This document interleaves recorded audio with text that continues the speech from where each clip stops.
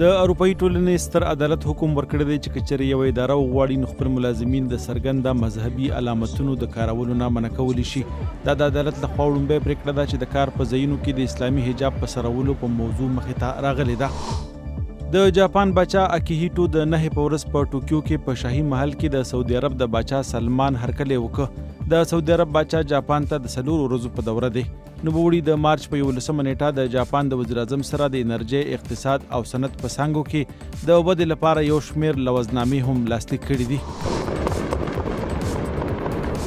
او د عراق په موصل ښار کې د اسلامي دولت ډلې د وسلوالو پر ضد د عراقي ځواکونو د تازه عملیاتو نه وروستو د ښار اوسیدونکي د سیمې نه وتو ته اړ شوي دي.